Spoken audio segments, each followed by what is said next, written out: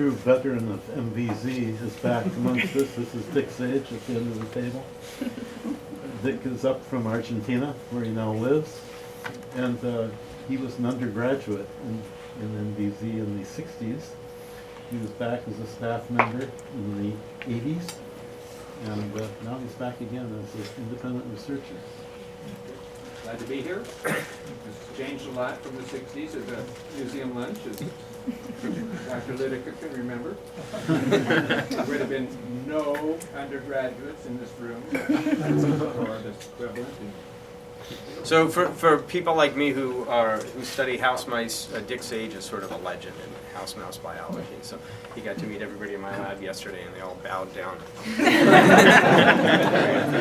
Okay, anything else?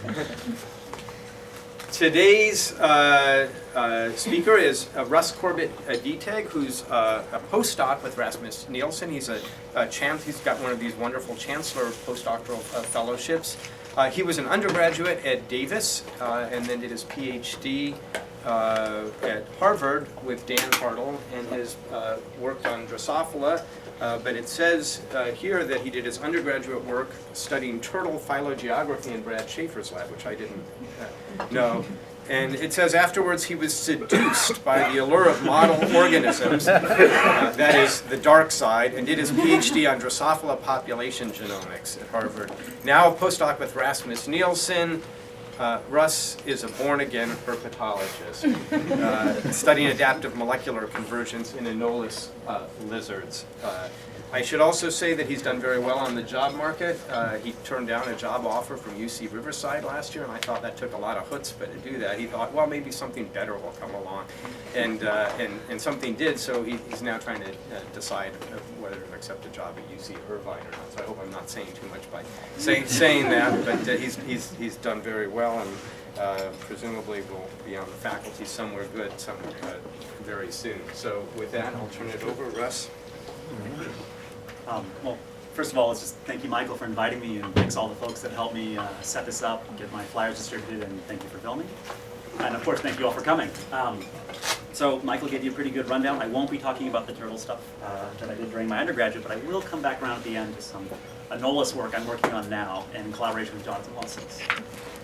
But in the meantime, I'm going to talk about some Drosophila stuff. And so shown here are two of the people that we commonly consider to be sort of the founders of the field. And of course, there are others, but throughout this talk, I'm going to come back to Wright and Fisher many times, so I like to show them at the beginning. And the statement at the top, so population genetics has a very long history of theoretical study. And, I think most of you probably know that's an enormous understatement. So as early as the early 1900s, these two guys and many others had laid down some of these central theoretical questions of the field. And actually, a lot of these are questions that we're still working on today. And so, three of them are outlined here, and these are three that I'll touch on today, but of course there are many others. So one is how much genetic variation is present in natural populations, and how much would we expect based on our models of evolution? How does natural selection shape the genome? What is the role of natural selection versus neutral processes? And what is the role of gene-gene interactions in evolution, so epistasis? And as with many burgeoning fields, it was, for a long time, this is a field that was theoretically rich, but sort of data poor. We didn't have any good way to go out and access genetic variation within natural populations for quite a long time. And over the years, a number of really wonderful breakthroughs have come along that have let us get a little bit deeper and a little bit deeper every time into how much genetic variation is out there and how it's structured within populations. And of course, the most recent one, the one that I spent my whole career working on, is next generation sequencing.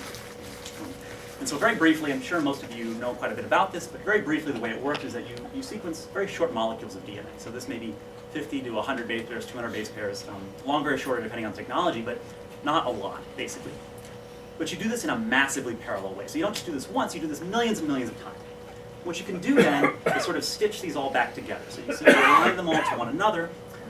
And when you do that, you can recover the whole genome sequence of this individual and find all the mutations relative to the reference genome to which they're aligned. So this is a really powerful technology. And I'm not the only one that thinks that. It's been extremely widely adopted. So shown here are the number of short-read trace archive accessions. So this is the public repository for these data over the years. And you can see it has this very nice upward kick to it, whereas technology is just getting out there into everyone's hands. It's being very widely used. And what this presents is a really wonderful opportunity to go back and ask those old questions in population genetics about the structure and nature of genetic variation within populations. So with that in mind, I'm going to talk about 3 different projects I've been working on. So the first is one I did entirely as a PhD student. It's about fitness epistasis within populations of Drosophila melanogaster. The second is about the paradox of variation, or it's sometimes called Lewontin's paradox. And the final one I'll get to at the end is about anoles. It's got this system with lots and lots of phenotypic convergence, asking the question, is there molecular convergence associated? And so, in this first one, we're talking about fitness epistasis. One way to think about epistasis is that there's a non-additive interaction between alleles. Or said a little bit more plainly, the genotype of locus 1 may not do anything except in combination with the genotype at locus 2. So in this case, a at locus 1 doesn't have a strong effect on this phenotype except in combination with b at locus 2. So there's something going on between these alleles. They're interacting with each other to produce some effect on the phenotype that they don't produce on their own. And I think the way this is probably most familiar to most people, and certainly the way I came to understand epistasis, is through the Dobzhansky-Muller model for the accumulation of post-symbiotic reproductive isolation between species. And the way this works is you initially have one population that's homozygous at 2 loci. So this population is fixed, big A and big B. It then subdivides, so it has 2 subpopulations which are isolated from one another, not exchanging migrants. And in isolation from each other, they derive and fix a mutation at each of these loci. So this population fixes little b, this population fixes little a. And importantly, these 2 mutations have never seen each other on the same genetic background, right? They fix entirely on their own, independent of one another. When they come back together, these 2 populations hybridize. What you get out is an individual that contains these 2 mutations. And this individual is less fit because there's actually a negative interaction between little a and little b, which isn't present in those subpopulations because, again, they fixed in complete isolation from one another. And so this is widely accepted to be one of the mechanisms that contributes to speciation. And it's been studied in kind of excruciating detail in a number of Drosophila crosses. So shown out here on the right, the species pair in red is Drosophila santomea and Drosophila melanogaster. They're about 12 million years diverged, and it'd be fair to say they're entirely isolated. So you can barely make offspring. Those offspring are not very happy, not very healthy. And then down here on the left in green, you've got the species pair. It's Drosophila simulans and Drosophila mauritiana.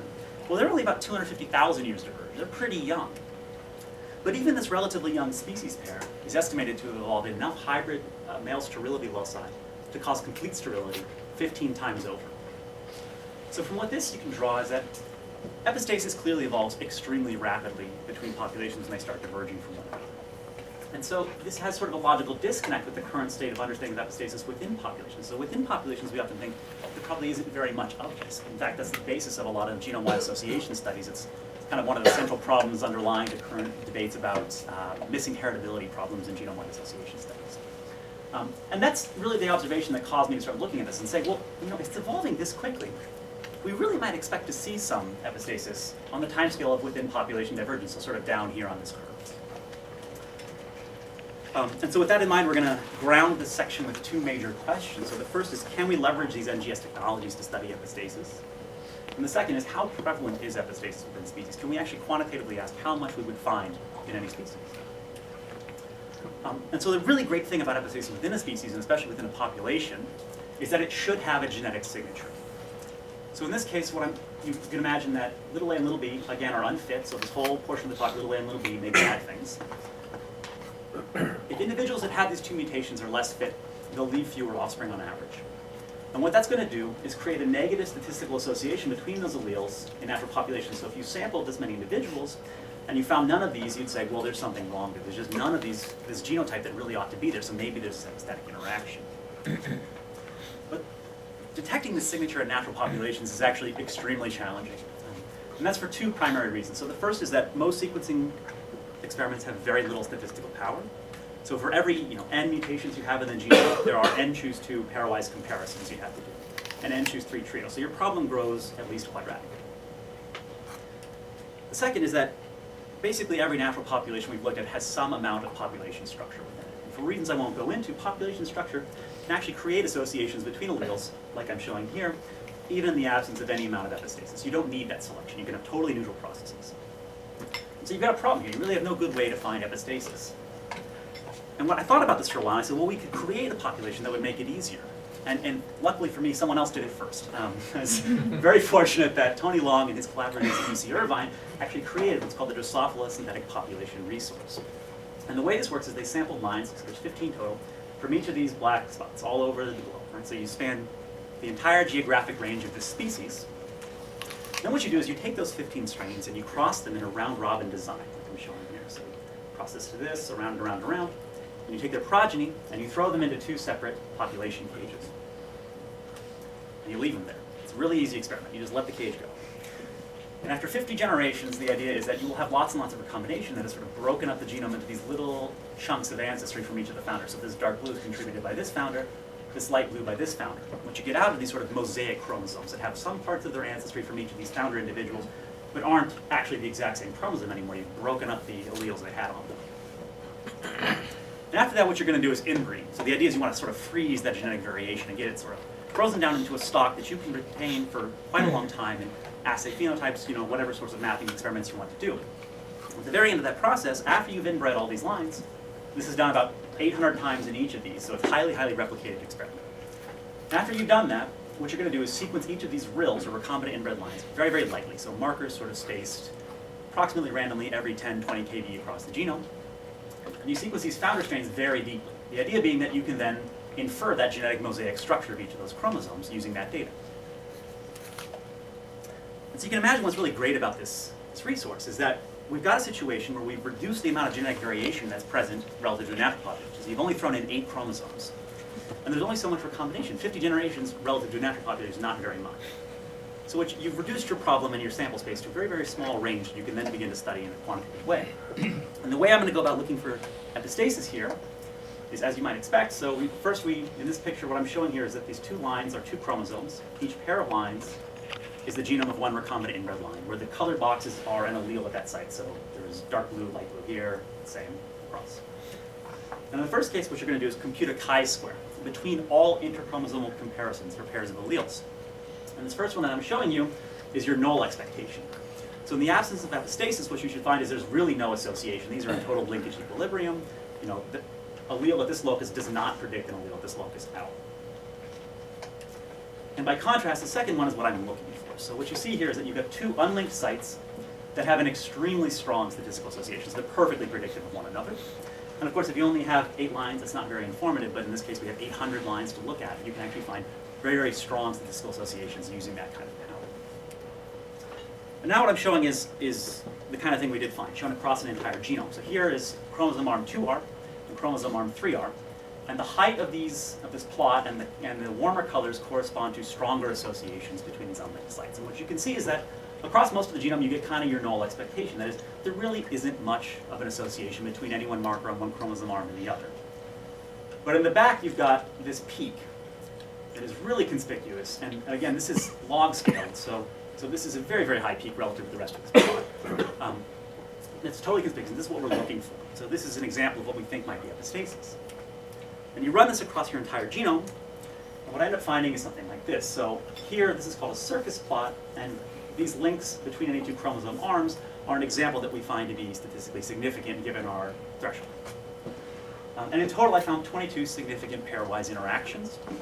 And the really cool thing about that is because these populations are created with 8 different strains, not 2 strains, you can actually estimate the frequency of those alleles in those founder strains. When you do that, there's 22 pairwise interactions, which is 44 alleles. 27 of those alleles appear to be contributed by more than one of the founder lines. And so when I got that result, I said, oh, that's really exciting, because what it means is that we're studying a property of natural populations. So if these mutations were all singletons, you say, well, maybe they were derived in the eyes of female lines after they were taken out of the wild, or maybe they're just extremely rare in nature. These interactions might not do anything at all. But instead what we're finding is that they're at some frequency, greater than 1 in this sample of 8 lines, which suggests that these may be an important part of shaping fitness variation in natural populations. And finally, you can use these frequencies to estimate, if I take any 2 random strains, how many incompatibilities will I find? We estimate using that there are 1.15 pairs of epistatically interacting alleles on average between any 2 randomly selected genomes. And that, depending on where you come from, is quite a lot. It's more than I was expecting coming from the speciation. And now what I'm showing on the right is a metric called D prime. And what this is sort of a normalized measure of association, where 0 is no association, 1 is perfectly associated given the allele frequencies. And you can think that this is kind of a proxy for the strength of interaction, where we'd expect that mutations that in combination have a very, very strong effect on fitness will tend to have a very strong association with each other, and conversely, weaker effects on fitness will tend to be weakly associated. And you get exactly that. So what's important to get out of this is that there appears to be one very, very strong association out here on the right, and a mode towards much more moderate effects down here on the left. And of course, to convince anyone that I found some real signal, and this isn't a product of some sort of bioinformatic artifact or even some biological artifact, the way these are created, you're going to have to go ahead and actually confirm these are real epistatic interactions. And so the way I went around doing that was to cross two founder strains that are predicted to have these interacting alleles. You then create an F1 intercross, the idea being that in the F2 generation, you should have every combination of genotypes that are possible given those at those two loci. You then randomly mate single pairs of F2 individuals. So you take one random female, one random male, you mate them. And at the end, you count the progeny of each of these pairs. So that's our proxy for fitness. How many progeny did you make? And you genotype the parents. What we can do then is regress the progeny counts onto the parents' genotype. So we're looking for cases where this interaction term, shown here in red, is significant. So this is the interaction between locus I and locus J. And so for the first one, I made what I think is a very natural choice. So I started with the big one, the really strong interaction out here on the right. I said, okay, can we find some epistasis? And when you do that, what you get is this. So this here is mean productivity, so the mean number of individuals produced by a cross for genotypes of the father. So what you see is that, again, the predicted interacting alleles, little a, and little b, have a very strong effect on productivity. In fact, they produce 74% fewer offspring than the average F2 male. But you may not find that very significant. After all, that is the big one, that is the one far out on the tail. You know, what about this set here toward the center? And so for the second one, I said, well, let's pick interaction from the mode of the distribution. I think that's maybe more representative of the average strength of interaction that we're finding here. And here, there's only 6 of these bars shown because one of these alleles is on the X chromosome and males are homozygous, so it's only little b and big B. But the same basic result holds, is that individuals that are homozygous for the two interacting alleles produce on average 22% fewer offspring. And it's really important to point out that this is only effects that we're observing within the males. So we do the same thing with females. You regress progeny counts onto their genotypes, and we observe no epistatic interactions whatsoever. Also, we observe no effects on viability. So the F2 genotype ratios are exactly what you get by Mendelian segregation. So we have no reason to expect either fertility effects of females or viability effects. These really appear to be male steroids. And you know, the question I get from a lot of people when I show this is, what are the genes? What's doing that? Why do we have this interaction? And the unfortunate answer is that I don't know. So we don't know for sure. But there are some really strong candidates. So the DSPR does not have single gene mapping resolution. But we can get down to just a handful of genes pretty quickly using this kind of mapping framework. And for that really strong interaction, there is a gene toward the center of the window on chromosome R2R called notochloral, which is a really exciting gene because it has known and viable and sterile alleles with Drosophila melanogaster. It's actually present in mature sperm. This protein is present at high abundance, so it suggests it may have some effect on male fertility, or at least could. And finally, the human ortholog is actually also associated with infertility in humans, which I think is a really cool result. It makes us a very strong candidate gene. And that gene, somewhere on chromosome R2R, interacts with another somewhere on chromosome R3R. And so here's the window for that.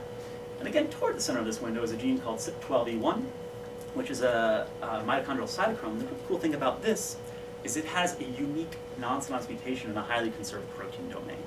So I've looked through all the orthologs, or the 100 closest orthologs, and you can't find this mutation in any of those individuals, but of course, you do see it. And so that suggests that this mutation is unusual, or maybe evolutionarily disfavored, and yet we're finding it at some frequency in natural populations. And so just to sum up this section before I go on, so the first question, can we leverage these technologies to study epistasis? I think the answer is emphatically yes. So this correlation between alleles appears to be a fairly reliable signature of epistasis. And the second is that this approach is really great because it actually fine maps these causative mutations and can even suggest candidate genes. And these are things I'm excited to follow up on wherever my faculty job is someday. And the second major point is, how prevalent are these gene-gene interactions? And the answer is it's fairly widespread within natural populations. Remember, we're estimating there's 1.15 pairs of epistatically interacting alleles in any two randomly selected melanogaster genome. But it's important to point out that that's an enormous underestimate, almost certainly. So we have limited statistical power. We're not going to find the weaker interactions. And stronger interactions might actually get weeded out of the DSPR. So there's that free recombination phase. Now, selection's going to work during that phase. It's going to take out a lot of these stronger interactions. And so this is almost certainly a lower bound estimate of how much we'd really expect to observe. With that, I'm going to jump into the next section. So I call this the paradox of variation, or Lewontin's paradox, and it's about this sort of central question of how much genetic variation there really is in natural populations. And that's actually why I like to use this slide here. So it seems very appropriate to do one of these, diversity is everywhere. We love, diversity is very interesting to me. And yes, that's the basic point here, is that this section really is about this central question of how much genetic diversity we'd expect to find in natural populations. And the second reason I love this slide is that this is sort of a meta-analysis, and actually every one of these species is included as a part of this analysis, and many others that are not shown here. So again, we're going to go back to Wright and Fisher. What I'm showing here on the left is a Wright-Fisher model of evolution. And basically what happens is that every generation, individuals are chosen at random with replacement for reproduction. They produce offspring, and then they're killed off. And this goes on and on and on and on and on. And it's one of the simplest models of evolution that we have. And from this sort of model, you can derive this prediction, which is that the amount of genetic variation within a population should be proportional to this parameter theta, which is equal to 4 times n times mu, where n is your population size and mu is your mutation. And so a very straightforward prediction that you can get from that is that genetic variation will increase proportionally with your population size. You increase n, you should get more genetic variation. But the reality is sort of anything but. So although population sizes span at least 10 orders of magnitude, and probably many, many more if you want to consider things like viruses or other microbes in this sort of analysis. But pi, on the other hand, spans a total of 3 orders of magnitude. And in fact, 95% of species are within 2 orders of magnitude. It's actually a very, very small range of variation that's been observed in natural populations. So there's a problem here, there's a disconnect. And this is actually a very old question. It was first pointed out by Dick Lewontin in the 1960s and 70s. And being a very old question, there's tons and tons of different answers that have been proposed over the years. And I certainly don't have time to talk about all of them. The one I'll talk about today is that natural selection can actually play a role in limiting genetic variation within populations. So again, we're going to set up 2 major questions here. The first is, can we use a comparative population genomic framework to address this paradox of variation? And the second is, does natural selection contribute to the paradox of variation? And so natural selection has this power to remove genetic variation from populations, and it can do that in kind of 2 different ways. The first is called background selection or negative selection. The idea is that each of these blue dots is a neutral mutation, has no effect on fitness, segregating in your population. And each of these green dots is a novel deleterious mutation that's sufficiently bad that selection is going to remove it from your population. And in a region of low recombination, there isn't very much time during selection for these neutral alleles to kind of jump off of those haplotypes by recombination or jump on. So what happens is that when these deleterious alleles are removed, they actually take with them those neutral sites, and you have less genetic variation. Whereas in a region of higher recombination, the same basic thing is happening, but substantially more of those neutral mutations are able to jump off of those selected haplotypes. Something very similar actually happens with positive selection. So here's Darwinian selection. You have a novel mutation that's beneficial. It's going to sweep to fixation in your population. The same basic thing occurs. So in a region of low recombination, there's very few recombination events. You just fix that haplotype, basically. But in a region of higher recombination, there are substantially more recombination events, and you retain a lot more of this neutral segregating polymorphism. And this makes a straightforward prediction, which is that there should be a very strong correlation between recombination and polymorphism. And in fact, there is. So here I'm showing you on the y-axis neutral polymorphism versus the recombination rate, local recombination rates in windows across the genome. And what you see is that, yes, in fact, you get this very strong positive correlation between the 2. And so the reason this can contribute to Lewontin's paradox is that selection is actually more efficient in larger populations. So what I'm showing you here is a admittedly entirely made up, but possibly true, distribution of selected mutations. Right? So you have a new mutation. It has some amount of fitness associated with it. And here's your distribution of selected coefficients. And out here on the left, we imagine that there's this big chunk of mutations that are sort of universally deleterious. So they're sufficiently bad, they're just going to get removed from your population, whatever your population is. And out here on this right, you have this little tiny tail of mutations that are universally advantageous. So they're sufficiently good, they're going to go to fixation. Your population is really going to fix all of those. But in the center, you have this kind of interesting range of mutations that are conditionally neutral. And they're neutral under the condition shown here, which is that this parameter, which is called alpha, or 2 times n times s, is less than 1. And of course, you'll notice that n, again, is a central parameter here. So that's the population size of the number of individuals in the population. So in a small population, where n is very small, what you'll have is a pretty wide range of mutations that are neutral. And conversely, in a large population where n is quite large, it's actually a very narrow range of mutations that are unaffected by selection. And so this makes another prediction, which is that this correlation between neutral polymorphism and recombination should be sensitive to your population size. So what I'm showing you here is humans, and you see that yes, there is this positive correlation as expected, but it's very, very weak. Your slope is kind of low. It doesn't look particularly striking. Whereas on the right, I'm showing you again Drosophila melanogaster. You see it has that really, really strong characteristic association between neutral polymorphism and local recombination rates in the genome. And so those are the two species that have been studied in sort of excruciating detail to try to understand this problem. But of course, having only 2 data points doesn't necessarily tell you all that much about how this is relevant to Lewontin's paradox. And so what we're going to do instead is develop a comparative population genomics framework and develop a data set that can help address that question.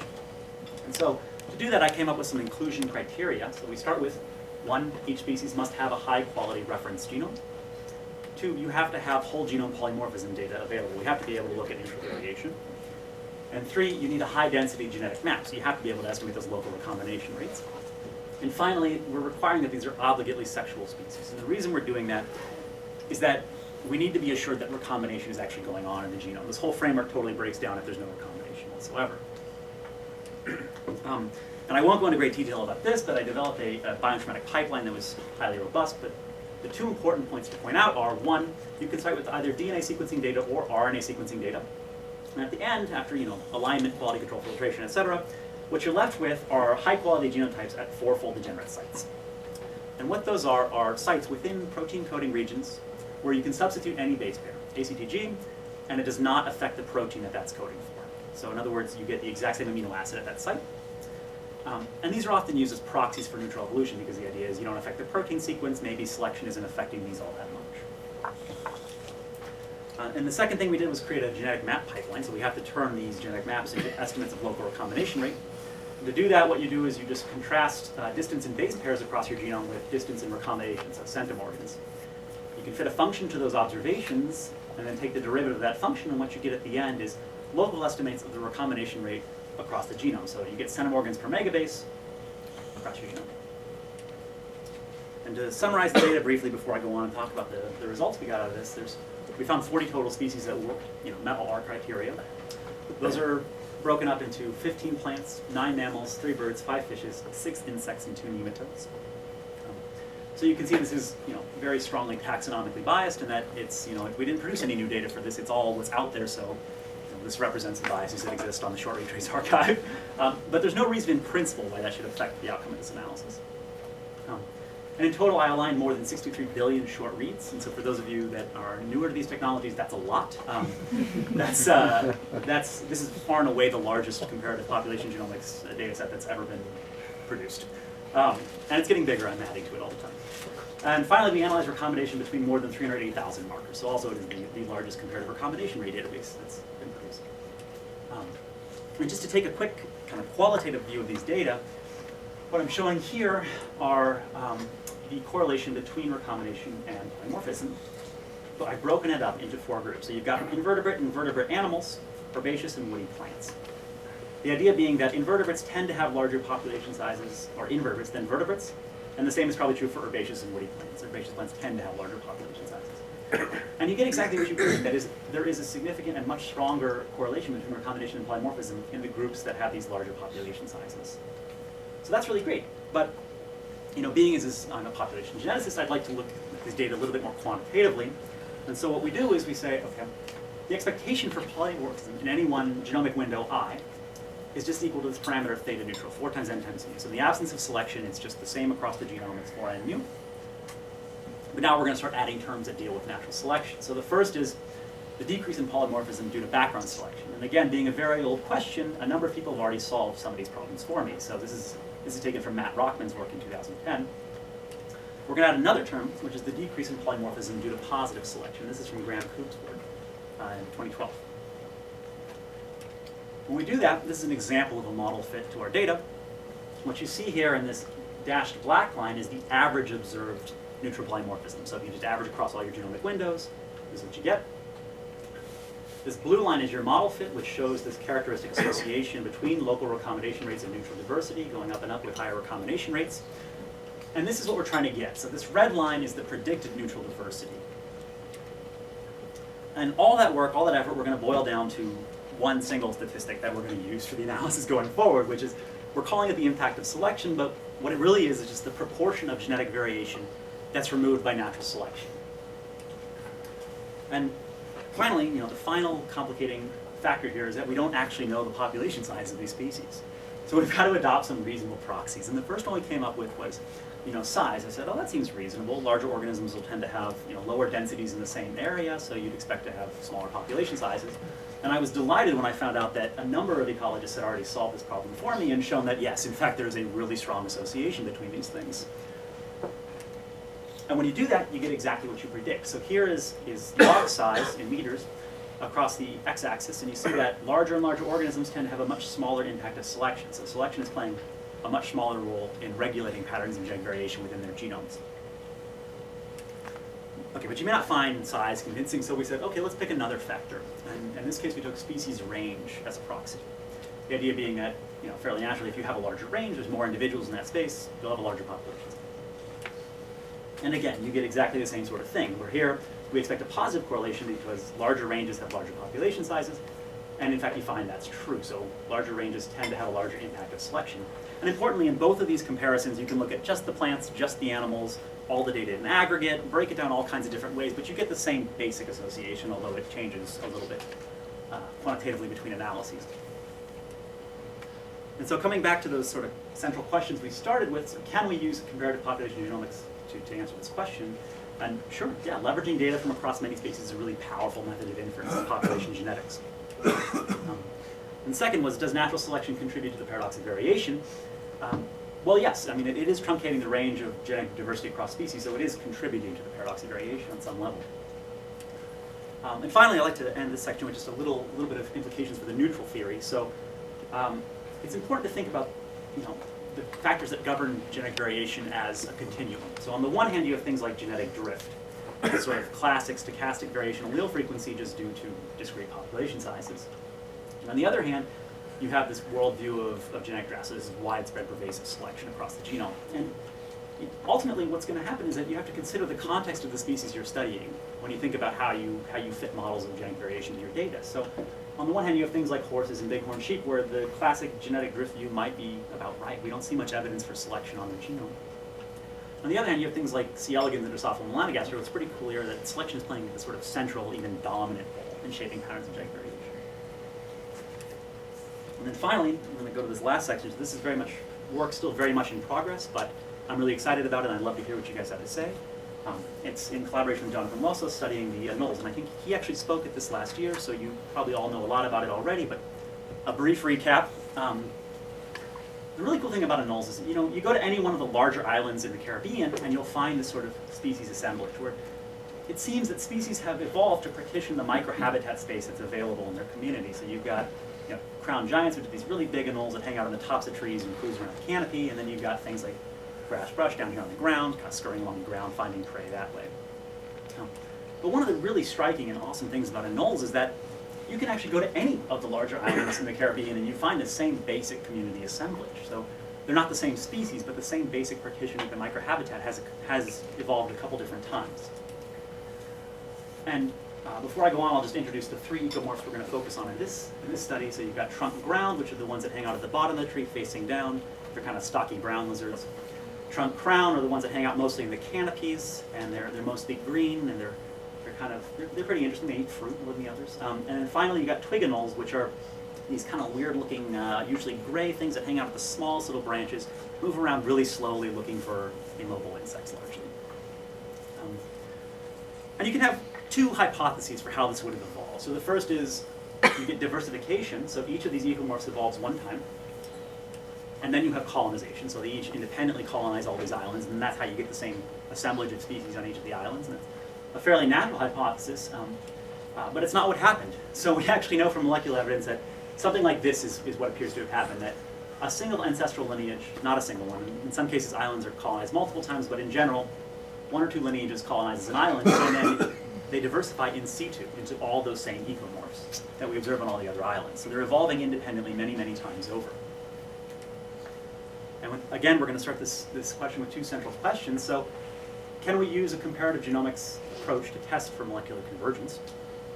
And this is phenotypic convergence in a null mirrored at the molecular level. So do you need the same genes? Do you need the same mutations to recurrently produce those same adaptive phenotypes? Or can you just do it any old way? Is there tons of different routes to get to the same phenotypic outcome? Oh, and I'm quitting. Okay. So, where's that coming?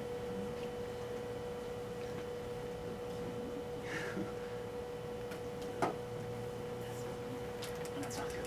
Okay, so To review. yes, to recap, I started studying Drosophila. I said I don't like just Drosophila, I study everything. And then I came back to something I was really excited about, which is anoles. In fact, when I first switched over to Drosophila, I said, I'd love to come back and do it again on anoles. I've always been really enamored with this system, so I'm very fortunate and happy to come back and look at it in a serious way. So, okay, I think this is where I was. That seemed, okay. So, in total, we have 12 anole species. They are distributed across 3 ecomorphs, so 4 species from each, so twig, trunk, ground, and crown. Each species is sequenced to 6 to 12x using 150 base paired end reads. And then I will not talk about this at all, but if you're interested, I've created a mechanism of aligning all these to the Anolis carolinensis genome, identifying protein coding regions, and extracting those sequences. But I'm just going to jump straight into the results. So here what I'm showing you is a phylogeny of anoles, and there's nothing groundbreaking here. In fact, this is exactly the phylogeny we already had, except that I've resolved a few of these really pesky small internal nodes that were difficult in previous analyses. But the same basic thing holds, is that you see that these have independently evolved. Each of these ecomorphs has evolved independently several times over. So all the red ones are the trunk grounds, and you see that, in fact, yes, they're kind of these brown stocky lizards, like I said. And now what we need is a way to test for molecular convergence, given that we have this genealogy. In the first version, you can imagine that what we have is sort of strict sense convergence. So you have the exact same amino acid evolving at the exact same site within all of the red ecomorphs. And the way to do that is a permutation test that I developed for this purpose. But the basic idea is that you can count all of these convergent residues between any of the lineages genome-wide. Then you count those sites that are convergent within a specific ecomorph. And you divide these by the totals from step 1. And what that gives you is the probability of convergence within an ecomorph, given that a site is convergent. And finally, you can permute these sites across lineages with any one locus, do this millions of times, in which you can get out of that as your p-value for how likely it is that the rate of convergence is the same at that locus relative to the genome-wide average, or the rate is actually accelerated at that locus. And here is your distribution of p-values for twig anoles, for trunk crown, and trunk ground. And if there was enrichment for some sort of signal of convergence, we'd expect that this little peak here, there'd be a peak out on the left of each of these. But in fact, there isn't. It's a pretty flat distribution. It's kind of ugly. And when you do a multiple testing correction, you find exactly 0 significant genes. So it does not look like what we're getting is these recurrent evolutions, the exact same amino acid mutations across all these lineages. So maybe there's another way to think about this that's sort of similar, but slightly different. So here I'm showing you what I'm calling broad sense molecular convergence. So the idea is that within any of these genes, you're evolving many, many mutations in that red ecomorph, but they're not the same amino acid mutations. They're totally different ones distributed across the gene. And of course you need a null model to test this against. So in the first you have your standard genealogy, which is that the rates of evolution on all these branches are essentially the same. No one ecomorph is going faster than the others. And conversely, you've got your alternate hypothesis, which is that one of these ecomorphs is just going screaming fast and the others are going much slower. That's what we're going to look for. And the way you do this is to first fit a model of your null hypothesis, your alternative hypothesis, and because they're nested, you can just compare them by a likelihood ratio test. And so what I'm showing here is the number of significant genes at a FDR-corrected Q is 0.05. And you see that we actually find a little bit of signal here. And so a little bit in trunk ground, a little more in trunk ground, and kind of a lot in twig.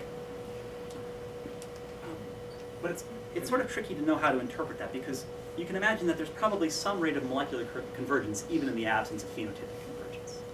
There's no specific reason that molecular convergence shouldn't happen between any two randomly selected lineages. And so here's the genealogies for each of those ecomorphs. Green is, again, trunk crown, trunk ground, twig.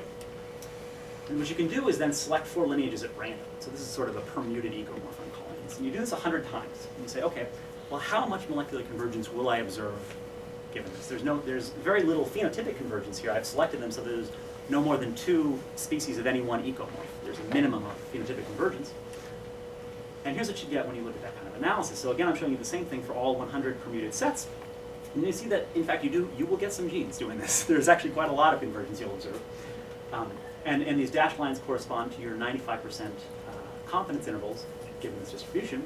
What you see is that trunk crown and trunk ground really don't exceed our expectations. They're actually right in the middle of that. There's no real evidence of strong convergence. But twig is out here just going really fast. And in fact, the median for these guys is down at 19, and twig has more than triple as many as the median of the permuted sets. So something unusual is going on there. It's very interesting. And the really cool thing is that it doesn't matter how you do your statistical thresholding. So shown here is a sliding statistical threshold across the bottom, the number of significant genes, and you see that kind of no matter how you look at the data, twig is going to outpace everyone else. You're always going to get more. And you might ask, well, is this the result of some sort of sequencing or bioinformatic artifact? Why should twig be so unusual?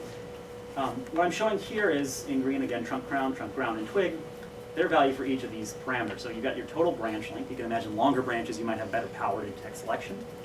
And the distribution below that is your permuted set. So you see that, yes, twig has a little more here, but in fact, it's not even in the top 20% of the permuted sets.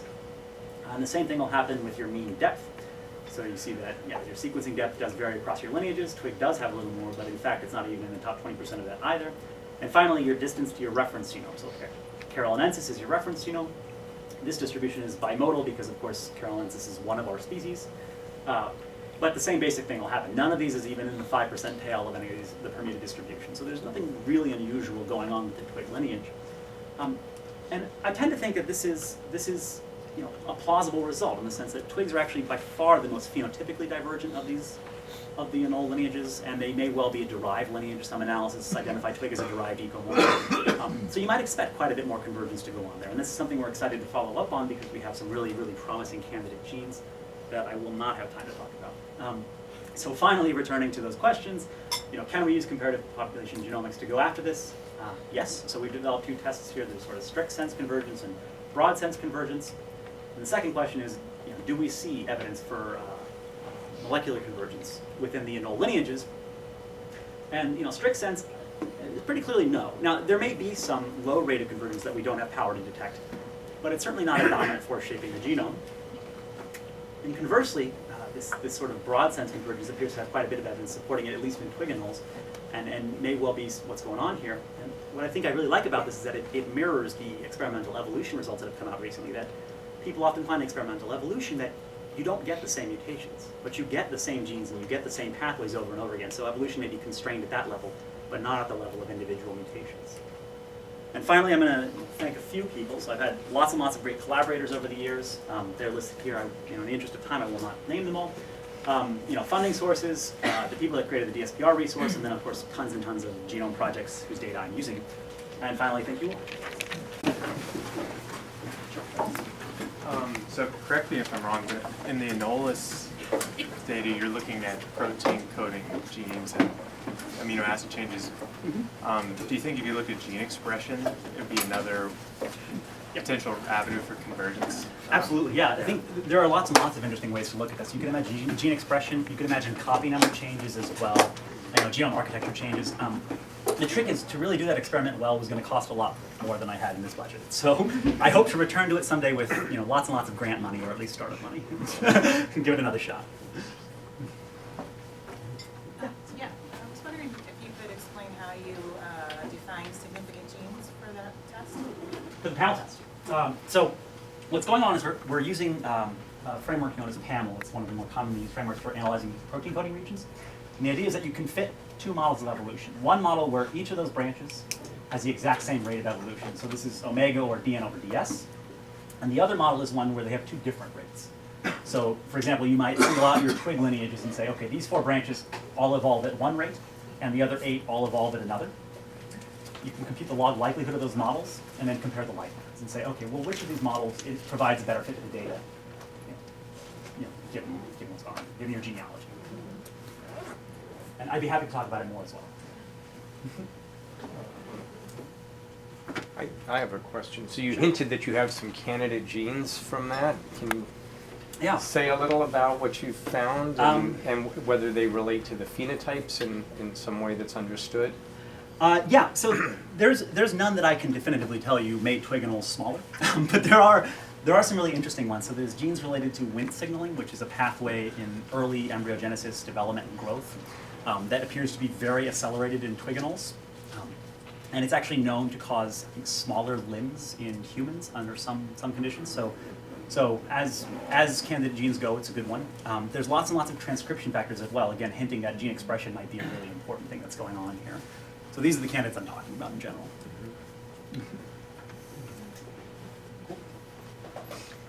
Yeah. For the second part, the reduction in genetic variation, is there a component that was like hitchhiking? Do you think like background silk or biased gene conversion would be something? Sure. Yeah. I mean, it has a signature related to positive selection, except it would have to be very, very narrow hitchhiking, right? Because the gene conversion tracks only affect very small lengths, generally speaking, and so you won't maintain much linkage disequilibrium when you do that. So it'd be very hard to remove, neutral variants 1,000 base pairs, 2,000 base pairs out. But it could definitely cause local effects. Sometime, yeah. So for the epistasis results that you were talking about, it seemed like the epistasis is still between geographic populations, but within the same species, correct? Is there any epistasis that you find, say, within a population? That experiment hasn't been done, unfortunately. I can tell you that my ongoing work in this sort of, people call it a hybrid zone. It's not really. It's an admixture zone between European and African Drosophila melanogaster, which are very, very different genetically. Shows very similar signatures. You see lots of linkage disequilibrium across the genome in ways that you wouldn't expect to see it. But you got to wait a few months for that to be done. So I can't tell you with certainty yet. So, go ahead. So you said you found epistasis in the inbred population, and you found some candidate regions. So if you go back to the natural populations and just test those regions, are they significant? Yeah, so I've tried this. Unfortunately, those are 60 kb windows, and in melanogaster, that's thousands of mutations often. So we don't have the power I think we need to find it. And that may be due to the fact that a lot of these are recessive interactions, so you need to recover a certain very specific genotype that we don't seem to be getting. But it's something I'm very interested in working on, so I'd love to hear suggestions of how to test or how to expand from that to natural population. So I was just going to mention, as I'm sure you know, an earlier version of that epistasis experiment was done in mice by Brett Pacer and Hopi Hoekstra. It's cited in my paper. I know you do. All right, so are there comparisons between mice and flies? I mean, the experiments are kind of different in sample size and all sorts of things. Mm-hmm. Are there any generalities about the strength of epistasis that can be drawn from comparing those two? Did you guys go and measure your epistasis? I mean, you had LD comparisons. Yeah, I wasn't involved in that in that work, but no, they didn't. They measured LD. Right. So we find similar strengths of LD. Yeah. That's true. But the breeding structure is sufficiently different that I'm not positive you could draw a direct comparison between them. But I'd be very interested to know if you what you find. I think the collaborative cross is probably going to get at some of that. So this is an ongoing experiment with these mice strains. So did they find epistasis in mice? Oh, absolutely. Yeah, so they found, I mean, it was a similar idea. They took existing inbred strains of mice, which are all recombinant, they're recombinant inbred strains, and basically looked at patterns of linkage disequilibrium and missing combinations of alleles. So it's same idea. It's much smaller sample size though. But the cool thing is that that's actually between two subspecies. So you have even a little bit more divergence in some sense than what we're looking at in melanogaster. But yeah, you find a lot is a short version. In fact, we've also done this sort of analysis on maize and on Arabidopsis, and again, you find lots of evidence consistent with epistasis. I tend to think it's kind of everywhere, and we'll see. Okay, thank you very much, Russ.